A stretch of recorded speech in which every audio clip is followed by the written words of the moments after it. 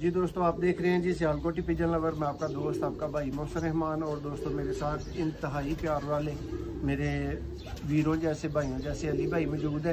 दोस्तों ये 2019-20 में ये परिंदा मैंने अली भाई को सेल किया था, भिजवाया था मैंने, और आज इसका शौक करवा रहे हैं। 2024 में शौक भी करवाते हैं, साथ अली भाई से रिजल्ट भी पूछते हैं। जी अस्सलाम वालेकुम अली भाई। वालेकुम सलाम जी। अली भाई कैसा परफॉर्म किया तुहाडे को परिंदे ने अज तक क्यों रख छड़िया जी? बड़ा अच्छा परफॉर्म किया जी। इस सीजन भी है तो बच्चा जो 10 घंटे लगा रहे हैं, 12 घंटे जी जी 5 पर का।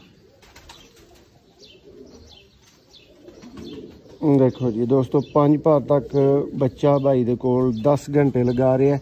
और पिछले तकरीबन 3-4 साल के अरसे तो भाई को दोस्तों एक कबूतर मौजूद है। देखो जी, बात चीज़ों की खरीदारी ਲਈ 0300 6279180